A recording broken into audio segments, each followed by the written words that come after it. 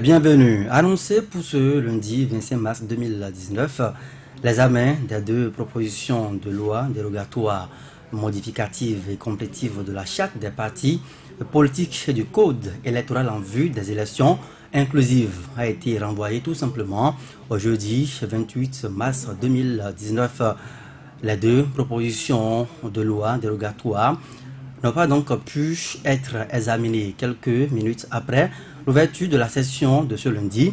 Le président de l'Assemblée nationale, Adrien Ngouedji, a renvoyé la plénière au jeudi 28 mars 2019. Le motif évoqué, l'absence du président de la commission des lois de l'Assemblée nationale et puis également du rapporteur de la dite commission, Den Aladati. Nous proposons ici d'écouter un extrait donc de cet élément que nous propose François Fanon, qui était ce jour même au palais des gouverneurs à Porte-Novo. Bonsoir. La loi dérogatoire modificative et complétive de la charte des partis politiques n'est pas examinée ce lundi où son rapport devait être soumis en plénière. Il n'en demeure pas moins pour celle du code électoral. Ni le président de la commission des lois ni son rapporteur n'étaient présents dans l'hémicycle pour la poursuite des travaux cet après-midi. Déjà que la piste de la procédure d'urgence que devraient connaître les deux lois dérogatoires est écartée, les députés doivent connaître du dossier du rapport proposé 48 heures avant son examen. Les travaux sont à nouveau renvoyés au jeudi. L'ordre du jour appelle en point 1 l'examen de la proposition de loi dérogatoire, modificative et complétive de la loi numéro 2018-23 du 17 septembre 2018 portant charte des partis politiques en République du Bénin en vue des élections législatives de 2019. Bien, président de la commission des lois, il n'est pas là. Rapporteur, il n'est pas là. Très bien, la séance est suspendue pour permettre à la commission de faire son rapport. Il n'y a ni président ni rapporteur, suspendu jusqu'à jeudi. Le temps de faire le rapport, de le multiplier, il faut 48 heures, n'est-ce pas? Puisque la procédure d'urgence n'avait pas été acceptée. La séance est suspendue et sera reprise jeudi matin à 10 heures. À l'instant, Maître Adrien Ngouedji, président de l'Assemblée nationale, qui explique le renvoi de l'examen des deux textes de loi dérogatoires pour une sortie de crise préélectorale. Une crise due à l'absence des partis d'opposition sur la liste des prochaines législatives. C'est un troisième report après ceux du lundi 18 et du jeudi 21 mars dernier. La commission des lois poursuit ses travaux. François Fan, Porte-Novo, Soleil FM. Le Châtillon déjà donc deux reports, comme vous l'avez donc suivi avec la chute de notre correspondant dans le département de Lomé du Plateau, qui a suivi de bout en bout le déroulé des activités ce jour même au palais des gouverneurs à Porte-Novo. Un troisième report, pourquoi? Quelle est l'opportunité alors? Un troisième report, vous comprenez que les intérêts politiques sont en jeu. Vous comprenez que lorsque on parle de consensus, de compromis, puisque les députés sont revenus largement sur ces expressions ces derniers jours, on comprend aisément qu'il faut peut-être jouer sur le temps. Moi, je vois en tout cas la situation comme telle, parce que vous voyez d'un côté les opposants faire des sorties ou des conférences de presse pour dire les amis d'en face, parlant bien entendu du bloc de la majorité, ils ne veulent pas que nous trouvions ce consensus. Ceux de la mouvance également, les députés du bloc de la majorité, ils viennent devant les écrans pour dire: nous constatons que il y a nos amis d'en face parlant cette fois-ci de la minorité parlementaire qui ne veulent pas que nous négocions, ils ne veulent pas que nous avancions dans les négociations. Mais aujourd'hui, vous avez vu, il y a une troisième fois, ce lundi, il y a encore un report. Alors que on sait du moins comment est-ce que ces lois à polémique aujourd'hui ont été votées. Nous savons que ces lois ont été votées au cours d'une session extraordinaire. Nous savons que cette loi a été votée avec beaucoup de célérité. Et ces mêmes députés aujourd'hui qui boycottent les séances, nous savons comment est-ce qu'ils sont venus. On parle on dit très souvent, sinon j'entends ceux de la majorité parlementaire dire par exemple que ce sont ceux de l'opposition qui ne veulent pas que nous allions aux élections. Ce sont ceux de l'opposition qui bloquent aujourd'hui le consensus. Ce sont ceux de l'opposition qui ne nous facilitent pas les négociations. Mais lorsqu'il faut négocier, il faut d'abord venir à l'Assemblée. Ils ne sont pas là, ils ne sont pas venus. Quelle raison peut-on avancer? On a vu le président de l'Assemblée dit le jeudi, je crois, oui, dit le jeudi, parce que il y a eu une session le lundi, la session a été reportée pour le jeudi à la fin de la plénière à l'Assemblée, le président a convoqué le corps électoral, ou du moins certaines quand même formations politiques à son domicile ou je ne sais où, pour quand même encore étudier cette loi de proposition par rapport au code électoral, pour qu'on puisse déjà anticiper sur la plénière du vendredi. Ceux de la mouvance, une fois encore, ont boycotté cette séance-là. Et le président de l'Assemblée était obligé de ramener le code, ou du moins la proposition du comité paritaire, de ramener encore intacte cette proposition à la plénière pour qu'on puisse étudier. Finalement, vous avez posé la question à savoir où se trouve aujourd'hui le problème. Pourquoi nous allons de report en report? Et je répondrai par ceci. Ils veulent, ou du moins, enfin, ce n'est peut-être qu'une intention que je leur prête, mais je pense, pour mon avis, que cette intention aujourd'hui semble être justifiée ou trouver en tout cas un socle, puisque, bon, je dis d'abord, l'intention c'est quoi? C'est que nous allions à la révision naturellement de de la Constitution. Mais puisque vous avez suivi en intersemaine les partis même qui soutiennent le gouvernement, dit que la révision n'est pas également à l'ordre du jour. Non, mais aujourd'hui, pourquoi on ne veut pas, d'accord, travailler ou étudier les deux lois qui ont été déjà proposées pour qu'on puisse sortir de l'impasse? C'est parce que entre-temps, il y a la loi ou la loi dérogatoire pour modifier l'article 80 qui a été retiré, et ceux de la mouvance ou ceux de la majorité, ils ont fait une conférence de presse pour dire nous ne sommes pas d'accord parce que ce n'est pas ce qui a été décidé. Vous pensez que c'est un jeu flou qui se met? C'est un jeu flou. Ils veulent de la chose. Visiblement, personne ne veut assumer la paternité de cette révision. Tout à fait. Ils veulent de la chose, mais ils ne le disent pas à haute et intelligible voix. Ils passent. Bon, enfin, et le président de l'Assemblée l'a dit, qu'un seul doigt ne peut quand même cacher la forêt ou ne peut nous empêcher d'évoluer dans ce que nous sommes en train de vouloir faire. Autrement dit, c'est dire que ceux-là, ou du moins la majorité aujourd'hui, est en train de vouloir faire blocage à ce processus-là. Parce qu'on a parlé, même le président l'a évoqué tout à l'heure dans son discours, il a dit, je voulais qu'on puisse procéder par procédure d'urgence, mais ça n'a pas été accepté. Voilà. Or, ces mêmes députés, vous savez, lorsque la proposition de la révision entre-temps a échoué, je crois pour la seconde fois, et on a dit, mais il fallait des amendements. Ils ont dit, écoutez, arrêtez, suspendez la séance, nous irons réfléchir, nous revenons dans quelques minutes, et ils sont revenus avec une autre proposition. C'est dire que, parce que l'enjeu était de taille. L'enjeu était de taille. Pourquoi ne pas vouloir aujourd'hui anticiper, presser ou du moins aller un peu plus vite pour qu'on aille aux élections? Vigile Avancé, est-ce que vous mettez sur le coup également des calculs politiques, puisque je dois répéter ici le député Jean-Michel Abimbola sur une chaîne à l'international qui disait que le parlementarisme obligeait les députés à faire des tractations avant d'aller en plénière pour ne pas aller se heurter à une muraille d'échecs. Est-ce que vous mettez sur le coup de cette explication-là le report aujourd'hui constaté? Je pense que ce qui se joue au Parlement se dessine d'abord en dehors du Parlement. Ce qui se joue actuellement, quand vous étudiez correctement les choses, quand vous avez suivi, n'est-ce pas, les faits, les événements juste là.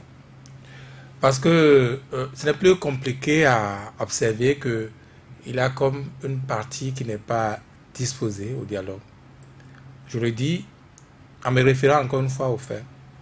Aux faits, en partant d'abord des propositions où ces partis-là, le parti républicain et le bloc républicain progressiste, on dit qu'ils n'ont aucun problème avec les textes, donc ce n'était pas à eux de faire des propositions. On est allé au Parlement. La session extraordinaire convoquée à cet effet a failli ne pas se tenir. 43 députés. Le quorum était atteint à peine. Vous voyez, ça veut dire qu'à un ou deux députés, on n'en serait même pas là. Et puis, vous avez vu l'allure des débats. Vous avez vu la prise de position des uns et des autres. Et la demande par le président de l'Assemblée nationale que comme les Béninois pensent, et comme certainement le chef de l'État pense, il est urgent, n'est-ce pas, qu'on sorte de cette situation, que la situation soit débloquée. Mais les députés, dans leur majorité, notamment les députés du BMP, ont estimé que non, il n'y a pas urgence, qu'il faut aller normalement. Il faut aller normalement. Le dossier... On a 15 jours. On a 15 jours, j'en viens. Le dossier, comme de pratique à l'Assemblée nationale, renvoyé donc en commission pour avoir un rapport pour pouvoir statuer là-dessus, statuer sur ces lois-là en plénière. Vous avez vu ce qui se joue. Vous avez quand même l'ambiance des commissions, de la commission du moins des lois. Presque les députés ont failli en venir aux mains la dernière fois. Ce n'est pas une indiscrétion. Vous voyez? Et aujourd'hui particulièrement, la commission s'est réunie normalement, disons, oui, à midi, pour suspendre et reprendre à 15h. De 15h, la commission ne s'est jamais réunie. Qu'est-ce que la commission ne s'est pas retrouvée à nouveau parce que le président n'est pas revenu, le rapporteur non plus, et les députés BMP également ont disparu. Il ne restait que la minorité. Les membres de la minorité, membres de la commission. Quand vous dites que les députés BMP ont disparu, ils sont allés où? Mais c'est des faits. J'évoque des faits. Je vous dis aujourd'hui, les députés BMP de la commission des lois ont disparu. De la salle? Bien sûr, de la réunion, de la conférence de la commission. Là où la réunion se tenait. Ils ne sont plus revenus. Et naturellement, le président de la commission des lois n'est pas revenu en plénière. Le rapporteur non plus. Vous avez suivi tantôt le président de l'Assemblée nationale. Donc, c'est très clair qu'il y a comme une partie qui ne veut pas, n'est-ce pas, que les choses se débloquent. Mais si je m'en tiens aux informations que nous avions eues il y a un instant même, on aurait aperçu le rapporteur de la commission des lois, Orden Aladati, juste quelques minutes après la suspension de la plénière renvoyée à jeudi prochain. Oui, mais toujours dans les locaux de l'Assemblée. Mais bien sûr, à l'Assemblée, il a des bureaux. Si je m'enferme, je suis président de la commission des lois, ou je suis rapporteur, je m'enferme, on ne va pas envoyer quand même des militaires pour me déloger. Donc c'est normal qu'une fois le coup accompli, qu'il puisse sortir, que vous puissiez le voir. Peut-être qu'il soit en train de rentrer chez lui. C'est comme ça. Et donc, pour moi, ce sont des éléments très clairs, des éléments sans équivoque qui, eh bien, corroborent ce qu'on savait déjà, puisque là encore, ce n'est pas c'est juste des indiscrétions qui se confirment. Et vous n'avez qu'à écouter dans vos milieux, où on vous dit que ce qui se joue, c'est juste pour que, n'est-ce pas, on soit mis devant le fait accompli, que ces deux listes-là seulement aillent en compétition pour les législatives à venir le 28 avril prochain, et que tout le reste n'est que, n'est-ce pas, dilatoire, n'est que manœuvre, n'est-ce pas, pour pouvoir atteindre cet objectif. Saturnin Djassou, est-ce que c'est un marché de dupes qui est en train d'être conclu comme ça, avec cette balle renvoyée au Parlement entre les députés de la majorité, de la minorité, en réalité, qui doit faire le premier pas et qui doit pouvoir s'assouplir ou pas? Je ne répondrai pas que ça doit être ceux de la minorité qui feraient le premier pas ou qui doivent s'assouplir. Je ne vous le dirai pas. Ce que je vais commencer peut-être par dire, en complément à ce que Ulrich et Virgile ont eu à dire, c'est qu'il faut quand même mettre des noms sur les absents, les principaux. Quand on dit que le président de la commission des lois est absent à la plénière, qui est le président de la commission des lois? Vous le connaissez. Mettez le nom sur son visage. Qui est le rapporteur de la commission des lois? Vous le connaissez aussi. Commencez pas à mettre les noms sur le visage. Pourquoi avez-vous peur de dire que c'est Jean-Michel Abimbola et je crois Orden Aladati qui est la commission des lois et Orden Aladati, rapporteur, qui donc les deux là qui ont été absents à cette plénière. Quand on dit que les députés BNP, j'avais commencé par en citer là, en commençant par ordonner la date, me venant en esprit les images de ce débat-là sur Africa 24. On vous dit que nous sommes dans la stratégie politique. Nous sommes dans la stratégie politique. Les députés soutenant le président de la République ont beau dire qu'ils ne sont pas demandeurs, ils n'ont pas fait de proposition. On a quand même vu il y a quelques jours une proposition transparaître sur la feuille des propositions déposées à l'Assemblée nationale, la révision de l'article 80 de notre Constitution. S'ils ne sont pas demandeurs et que de par leur agissement, ils mettent les Béninois devant le fait accompli, ce ne sera plus eux qui auraient occasionné de fait cette révision. Ce serait que, bon, le temps ne nous a pas laissé le choix, nous nous sommes retrouvés dans un mouchoir de poche, il fallait quand même sauter les verrous pour faire la prorogation, ne serait-ce 45 jours, comme d'aucuns sont en train de le demander. Vigile a fait appel à des faits, moi-même je fais appel à des faits en disant ça, en disant que la session extraordinaire à l'Assemblée nationale, nous savons tous que c'est pour 2 semaines que ça dure, et que la session actuelle a été ouverte lundi dernier. Nous sommes dans la dernière semaine. Si, pendant qu'on a requis une procédure d'urgence, des gens n'ont pas cru devoir accepter cette procédure d'urgence pour qu'on évolue vite, pour que les modifications à faire, ce qu'il faut compléter, pour qu'on puisse le faire et continuer, et ont voulu que les choses se fassent normalement. Lundi, on a renvoyé pour jeudi. Jeudi, on s'est retrouvé sans avancer. Vendredi, on s'est retrouvé même chose. On a dit lundi, on se retrouve lundi sans pouvoir avancer. Donc, renvoi encore pour jeudi. Jeudi, on se reverra. On ne sait pas ce qui sera fait le jeudi. On dirait la rigueur, on repousse encore pour vendredi. Si vendredi, on n'arrivait pas à faire quelque chose, on dira quoi? Qu'on renvoie les points à la prochaine session. Extraordinaire. Non, on clôture d'abord, de fait. On clôture. Et après, on verra si une session va être convoquée dans la foulée. Oui, si pendant ce temps, n'oubliez pas que ceux qui ont constaté qu'en l'état, les choses en l'état actuel, dans l'état actuel dans lequel se trouvent les choses, on saurait aller aux législatives le 28 avril, en reprofilant un chronogramme, avait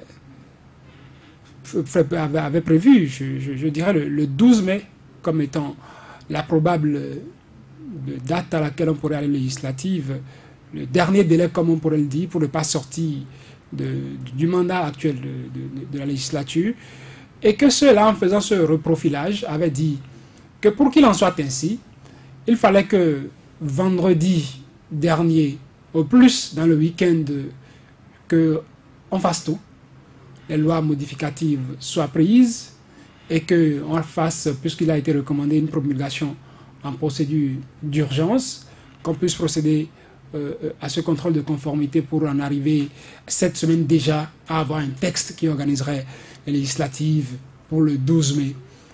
On est sorti de ce reprofilage déjà. On met déjà une semaine là-dessus. C'est comme pour amener à fausser les calculs de ceux-là, constitutionnalistes ou pas, sachant ou pas, qui ont eu à dire, bon, attention, si les choses ne doivent pas dépasser le 12 mai, il faudrait qu'on procède comme ceci. C'est pour déjà fausser ce calcul. Et quand ce calcul sera faussé, il n'y aura qu'un seul qui resterait, si on veut aller aux législatives, c'est d'aller toucher à l'article 80 de notre Constitution. On sera de fait là, dos au mur, et on ne peut faire que ça. On vous parlera de la ruse, encore une fois. Et c'est pourquoi je dis, les intentions qui sont annoncées ne sont pas forcément des choses que veulent ceux-là qui déclarent ces intentions-là. Sinon, je ne saurais comprendre ce qui se passe là actuellement. Les députés de la minorité, eux, disent on ne veut pas aller toucher à l'article 80 de la Constitution. Ceux de la majorité disent bon, vous ne voulez pas toucher à l'article 80, nous on n'est peut-être pas demandeurs. Pourquoi les obliger eux aussi à accepter de faire les modifications qui sont demandées? Donc chacun joue selon sa position, selon ses forces, en attendant que quelque chose se profile à l'horizon. Pour l'instant, nous en sommes là. Et bien, nous observe. Est-ce, comme Virgile l'a dit, une manière d'amener à continuer désormais le processus avec les 2 listes qui ont été validées par la Sénat? N'oubliez pas que la Sénat, elle aussi, entre-temps, a commencé par marquer les pas, comme on le dit, parce qu'il doit avoir positionnement sur le spécimen du bulletin unique. On saurait faire tout ça sans avoir une idée claire de là où on va. Nous sommes en politique. Et les politiciens sont en train de riser avec les Béninois qui observent. Les jours à venir détermineront, en tout cas peut-être feront tomber les masques et on saura qui est qui. Gilles Avancet, est-ce que la ruse, la rage, j'ajouterais volontiers, la malice, sont des éléments à invoquer pour expliquer ce que nous vivons actuellement? Parce que dans l'opinion, rassurez-vous, il y en a qui continuent de dire qu'il n'y a pas de crise électorale au Bénin. Mais justement, je vous dis, je ne sais pas si vous me comprenez, je vous dis qu'il se dit dans des milieux que cela a été décidé. Tout ce qui se joue aujourd'hui, et malheureusement les faits donnent raison à ceux-là qui pensent là, cela a été décidé, que ça va se passer ainsi jusqu'à se retrouver, n'est-ce pas, devant le fait accompli, forcé à aller à ces législatives-là avec ces deux listes. Bon, est-ce que c'est possible? Je n'en sais rien, c'est un autre débat. Mais quant à la révision de la Constitution, mais la révision de la Constitution ne va pas s'imposer de fait. Pas du tout. Comment ça? La révision de la Constitution ne va pas s'imposer de fait. Si tous les calculs sont out et que c'est la porte du salut. Non, qu'est-ce que vous appelez porte du salut? Ce n'est pas vous et moi qui allons voter à l'Assemblée nationale. Ce sont les députés. Et si, n'est-ce pas, les positions n'évoluent pas, que la minorité, oui, la minorité de blocage, en tout cas pour ce qui est donc de la révision de la Constitution, ne cède pas, quelle que soit la volonté, même celle du bon Dieu, eh bien, on ne passerait pas. Et qu'est-ce qu'on ferait alors avec cette mandature? La prolongation serait constatée donc de fait. Oui, la prolongation va être constatée, mais l'Assemblée ne pourra pas légiférer en ce moment-là, parce qu'ils seraient en fin de mandat, ces députés-là, donc ils ne peuvent pas, ils ne sont plus députés. On pourra dissoudre le Parlement. Sauf peut-être, encore que je ne vois pas comment on appelle, la Cour constitutionnelle pourrait proroger le mandat, donc réviser de fait l'article 80. Ce n'est pas possible. Je ne vois pas ça. Dans ce cas d'espèce, est-ce que la dissolution du Parlement, telle que préconisée par d'autres, serait non, est-ce que le mécanisme institutionnel du Bénin permet oui, l'Assemblée nationale, non. Est-ce que la Cour peut, dans sa mission de régulation des pouvoirs publics, des institutions de la République, peut aller jusque-là? Non. Non.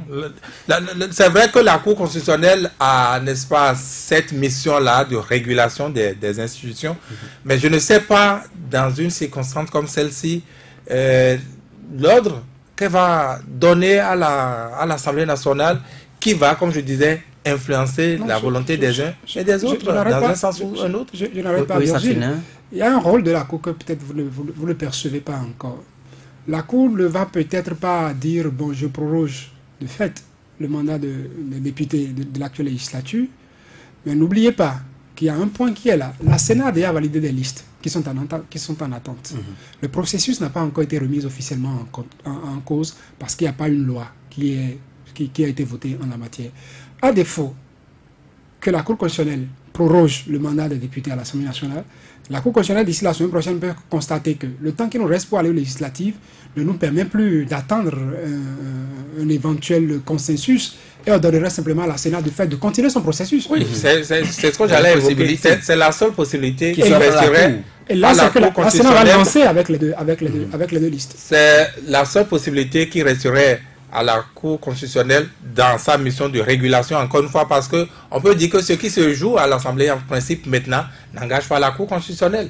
C'est, comme on dirait, c'est une faveur qu'on veut accorder en griffe à ces partis de l'opposition. Parce que l'officiel, la Cour constitutionnelle, la tient, c'est-à-dire que les deux listes sorties, n'est-ce pas, officiellement des officines de la Sénat, c'est ça que la Cour constitutionnelle reconnaît. Elle tient un bout de l'officiel. Et donc, à défaut que les choses se débloquent en griffe pour cette faveur-là, eh bien, elle va laisser jouer les choses. Ce qui corrobore encore une fois cette thèse-là, que tout ce qui se joue aujourd'hui n'est qu'un jeu et que c'est planifié de bien loin pour aboutir à ça, à savoir que ces deux listes, et uniquement ces deux listes, aillent, n'est-ce pas, à ces législatives. Le Châtillon, je vous sais très croyant, on dit souvent que c'est l'invisible qui gouverne le visible. Est-ce que, tout comme Vigile, tout ça aurait été cuisiné dans l'invisible et que bon, nous ne constatons que les symptômes actuellement?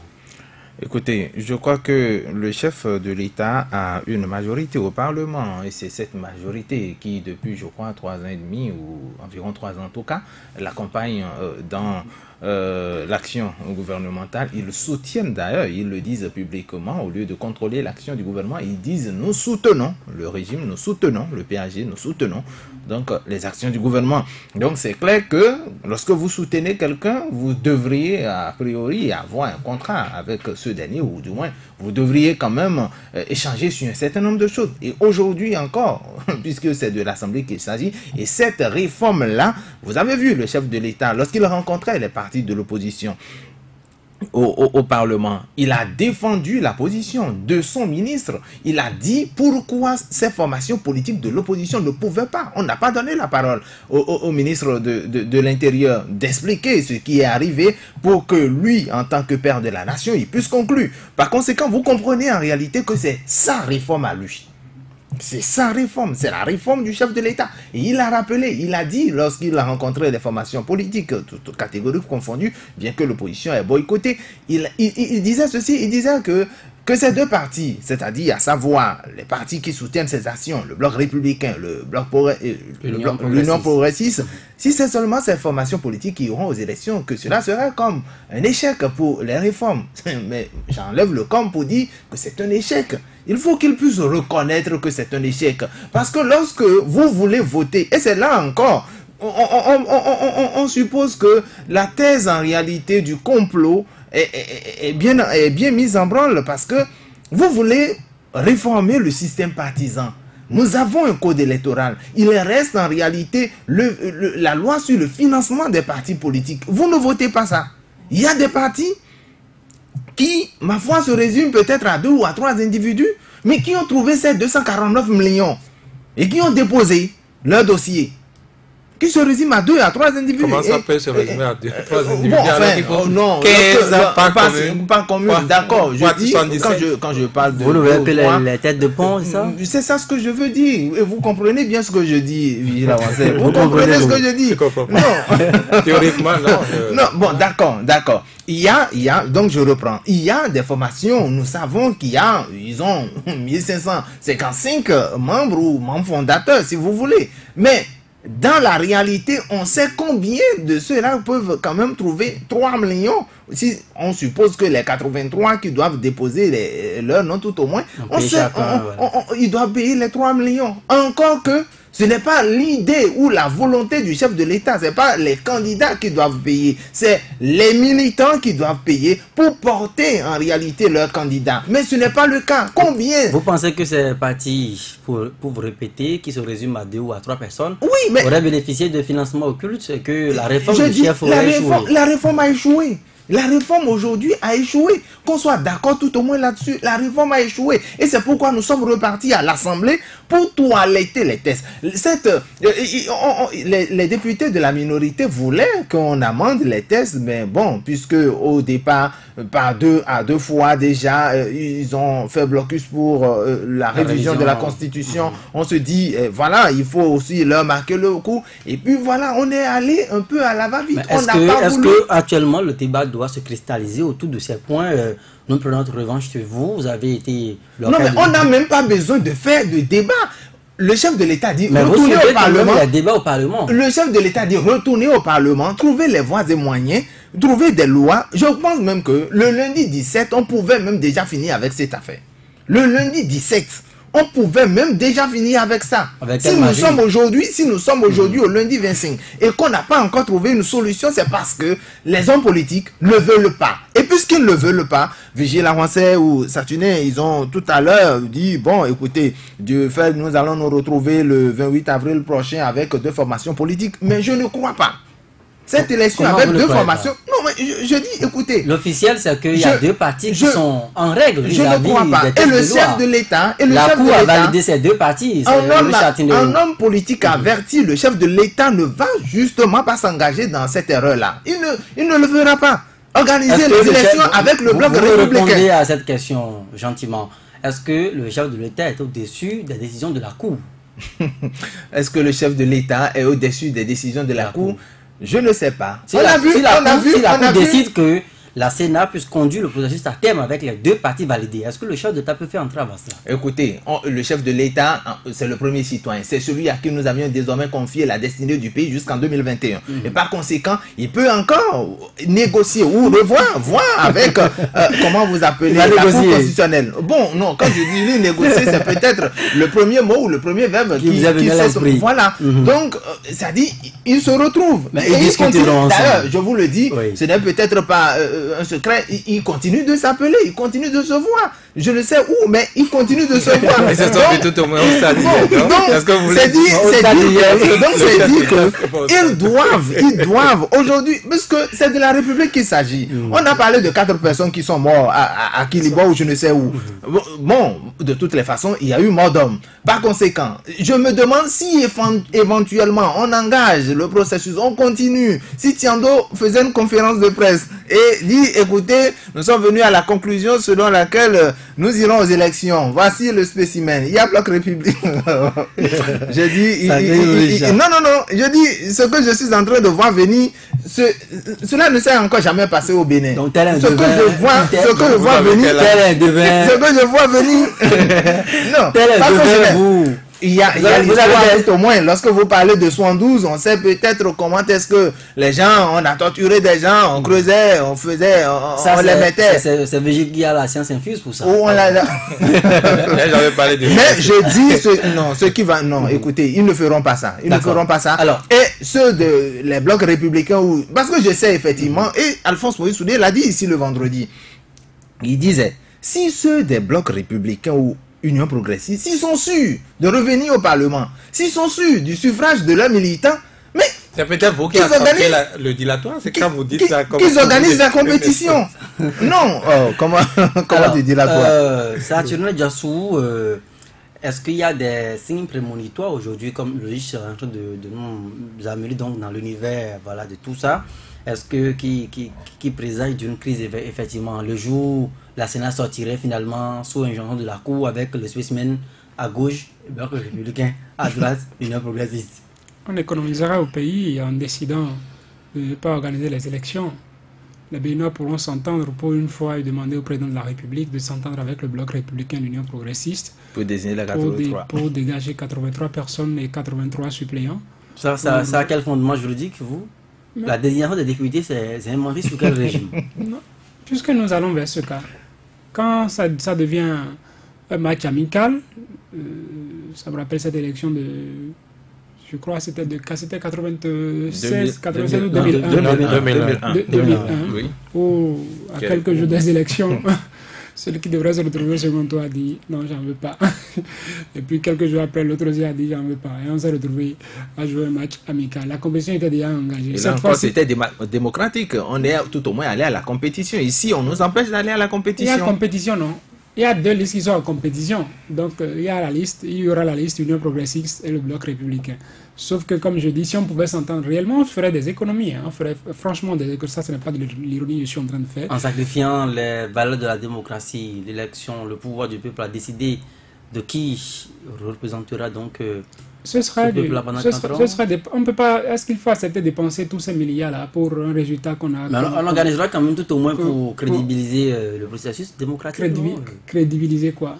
Dans des élections législatives auxquelles ne prennent pas part des partis de l'opposition? Quel est le crédit que vous voulez? Vous aurez beau dépenser des milliards pour ça, ça restera ce que c'est. Mais vous avez entendu les leaders du bloc de l'Union progressiste qui ont dit qu'ils iront aux élections, qu'ils sont prêts pour aller aux élections. Oui, c'est leur élection. Si c'est le cas, ça va être leur élection. Comment ne pas être prêt pour ne pas aller à ces élections? Les Béninois qui voudront sortir pour aller voter ce jour-là iront voter.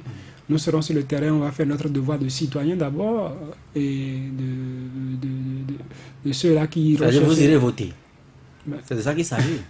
Il y a le bon citoyen, il y a également le devoir du journaliste. Et il y a également l'habitant. Qu'il faut jouer. Nous serons sur le terrain, on va faire la couverture, on va rendre compte à nos auditeurs.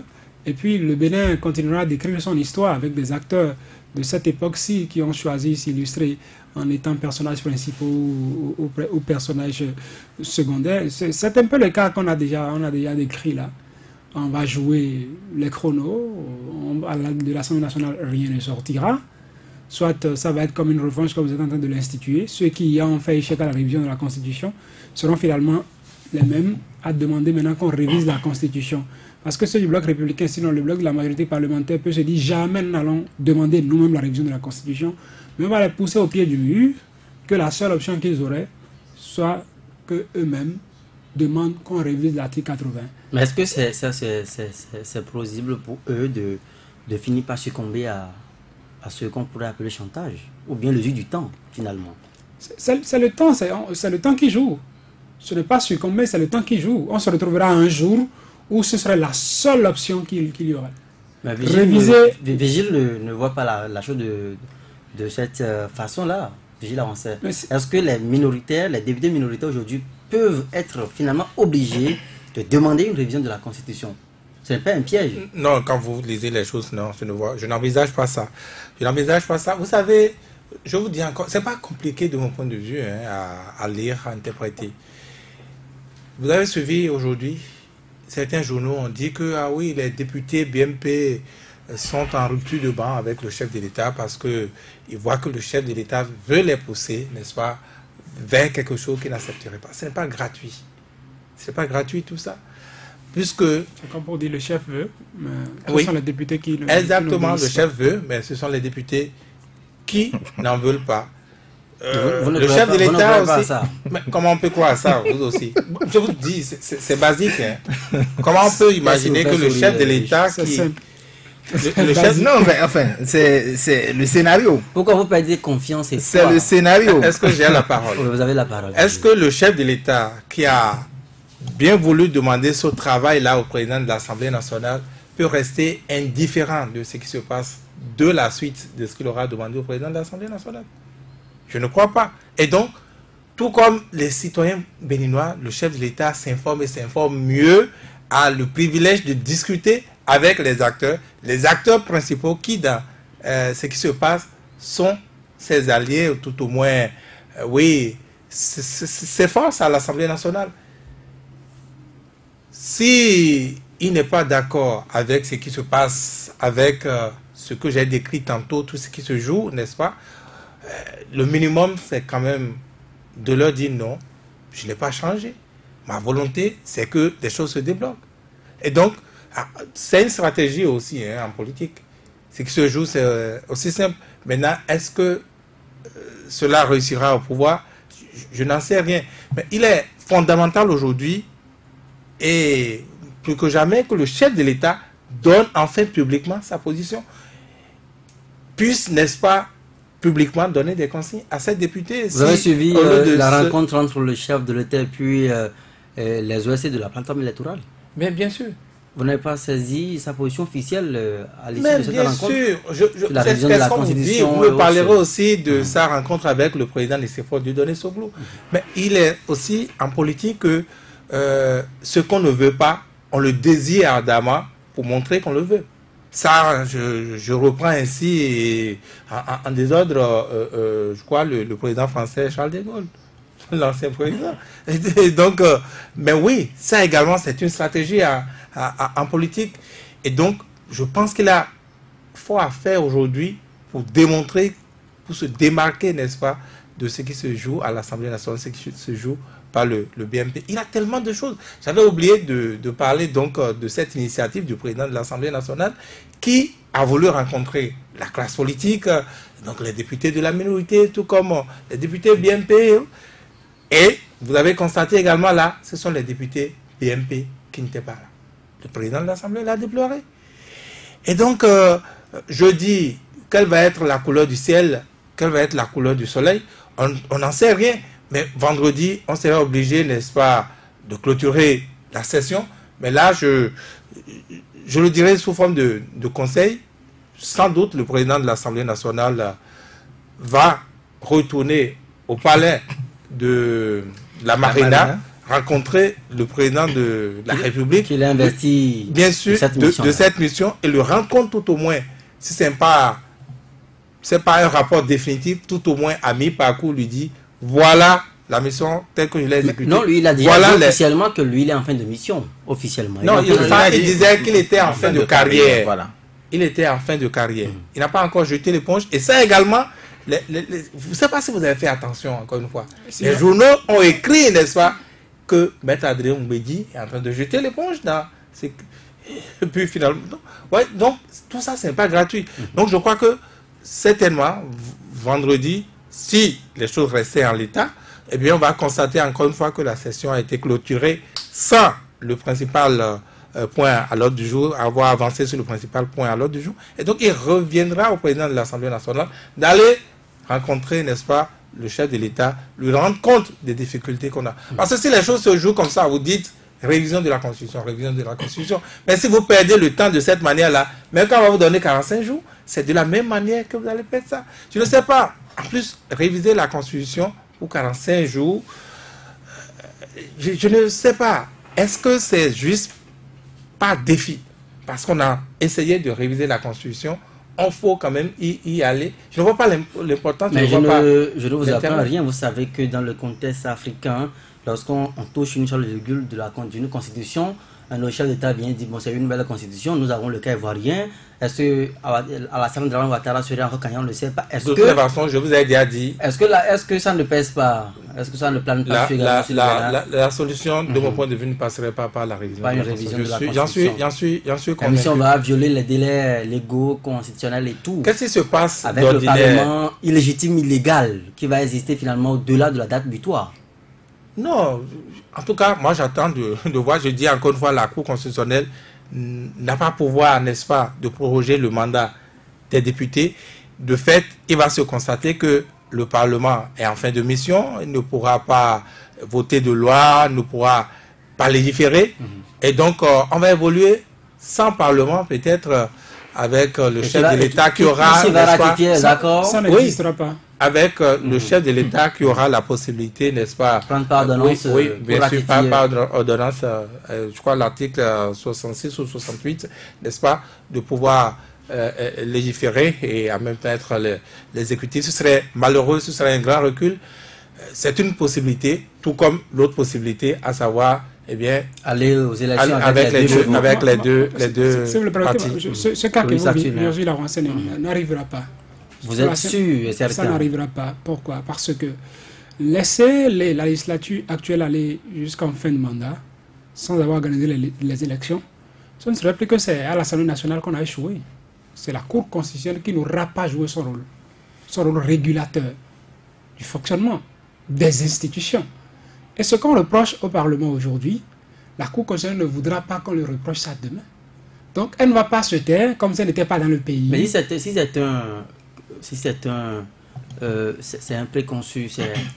Il parlait de théorie de complot tout à l'heure. Il parlait de Vigile parlait de quelque chose qui aurait été bien concocté. Si c'est le plan.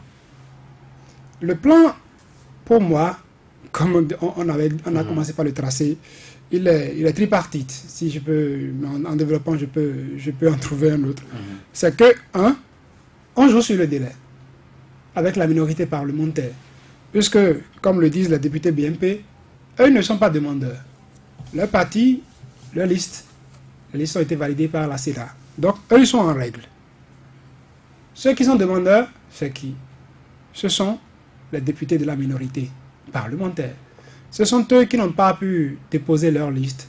Ce sont eux qui veulent aller aux législatives. Ce sont eux qui disent pas d'élection sans l'opposition.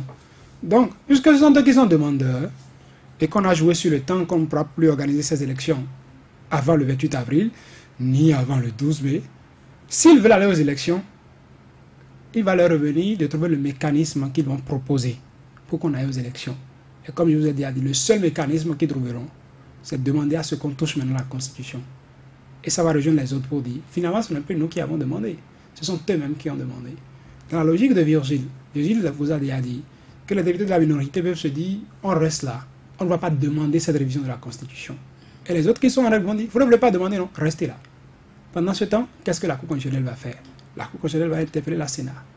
C'est moi qui suis la Cour, garante du fonctionnement des institutions, puisque vous, Sénat, on a déjà atteint un certain niveau dans le processus, puisque eux, acteurs politiques à l'Assemblée nationale, n'arrivent pas à s'entendre, vous continuez le processus. Donc, ceux qui ne sont pas demandeurs, eux sont toujours en bonne posture, ils vont aux élections.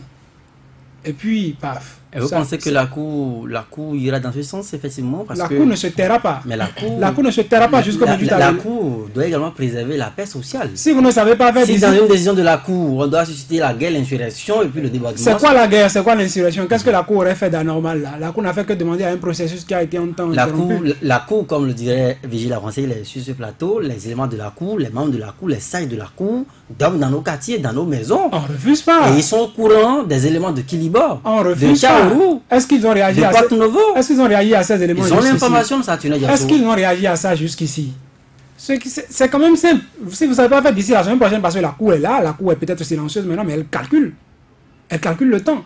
D'ici la semaine prochaine, vous pouvez entendre qu'un citoyen resté quelque part et a saisi la cour. Et demande à la cour de déclarer que la Sénat est en train d'agir contre la Constitution parce qu'elle a interrompu un processus, alors que l'actuel législatif doit terminer son mandat à tel endroit. Et puis la cour va se saisir pour dire, bon, décide, Sénat, vous continuez, Et puis ça va. La cour ne se taira pas jusqu'au 28 avril. Ça, moi, en tout cas, ça peut advenir. Maintenant, le schéma... Au risque que le pays s'embrase. C'est pourquoi je dis... Mais, avec les voyants qui sont au rouge dans le pays. C'est soit on oblige les députés de la minorité parlementaire à demander la révision de la Constitution... Mais qui va les obliger? Qui va les obliger? Ils sont libres de leur mouvement. Mais le temps... On m'a dit, mais nous allons vers la fin de la législature. Si on ne révise pas, c'est qu'on va aux élections. Forcément, pour qu'on change. Et si on doit aller aux élections à l'état actuel des choses, c'est que les deux listes qui diront. Donc, en deux mots, on leur demandera, choisissez le moindre mal. S'ils veulent choisir le moindre mal, réviser la Constitution, ils vont chercher à demander ça. Ils vont même courtiser les gens de la majorité pour aller le faire. S'ils veulent jouer à la politique ils veulent jouer au pourrissement, comme les autres vont dire, on ne demande pas. Donc, on reste là. Et la Cour, elle, maintenant, va actionner son bouton pour dire, c'est là, continue le processus. Et on va se retrouver avec un Parlement renouvelé, avec les deux listes qui ont été validées par la Sénat. Et puis, bon, le Bénin continuera, c'est comme le dirait l'autre. Le Bénin continuera. Ben, vous avez parlé de Parlement renouvelé. Le Parlement sera renouvelé. Je ne sais à quelle date ou comment le Parlement sera renouvelé. Le Parlement sera renouvelé, mais je ne sais quand il sera installé ou les députés seront installés. Sur le calendrier électoral. Moi, écoutez... Il y aura des dates précises qui seront respectées par la Sénat quand la Cour constitutionnelle va constater qu'on est en train d'appliquer. Et c'est là, justement, une fois encore, la responsabilité du chef de l'État est engagée. Parce qu'on dira que c'est sous son mandat qu'il y a eu ça.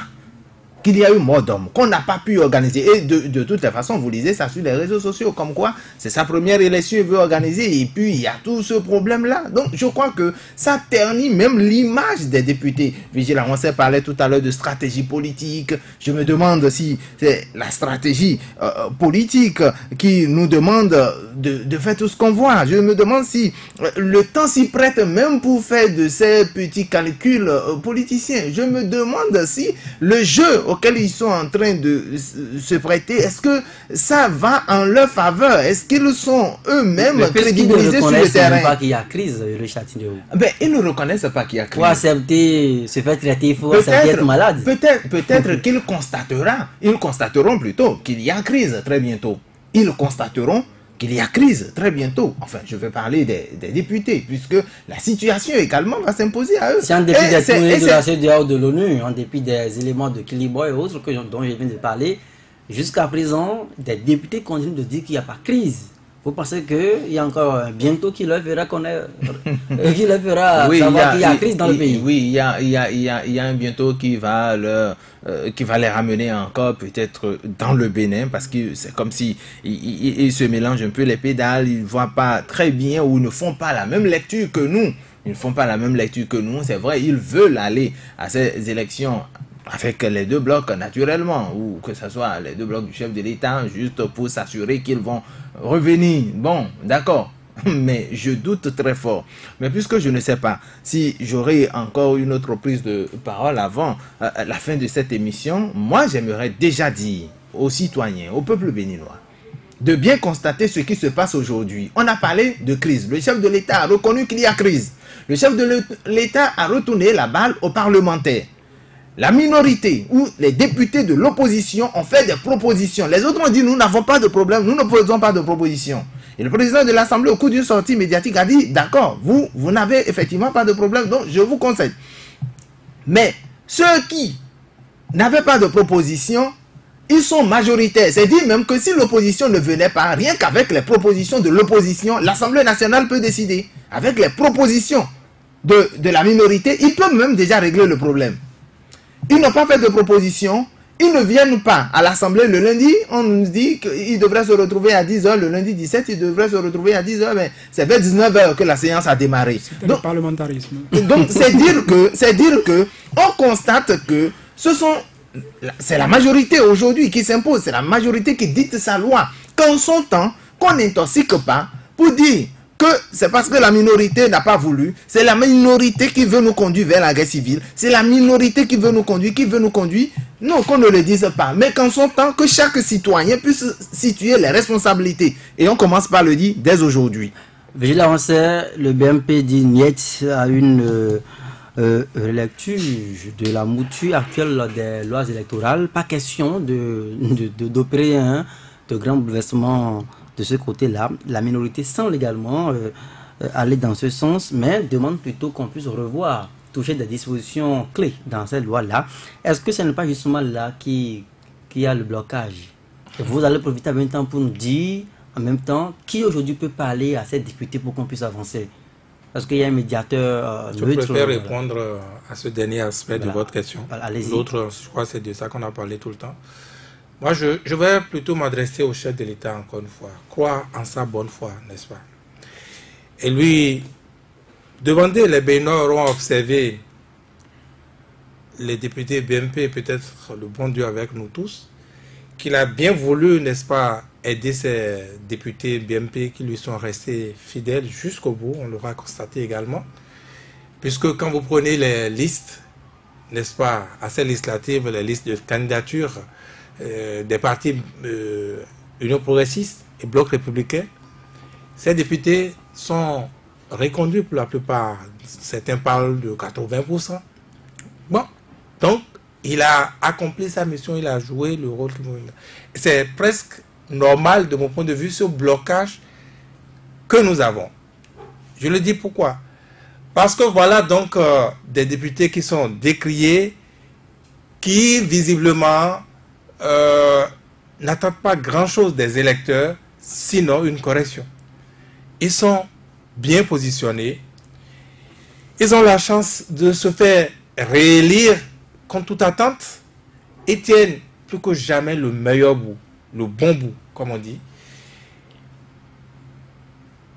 Et on leur demande de venir défaire, n'est-ce pas, ce bon bout-là qu'ils ont. On leur demande de venir défaire cela pour s'attacher le cou, pour, n'est-ce pas, se faire harakiri. Mais ce n'est pas donné à tout le monde. Donc, c'est normal, c'est naturel qu'on observe ce qu'on observe. Maintenant, le déblocage, c'est le chef de l'État qui, comme je disais, a montré, n'est-ce pas, sa volonté à les accompagner, à leur rendre la monnaie qu'il a promise, si c'est le cas, pour tout ce qui a été fait au Parlement. Parce qu'un dirigeant, ça gère également la paix sociale, et c'est important. Au-delà de la démocratie, au-delà de tout ce que nous disons, le pouvoir, c'est également la quiétude sociale.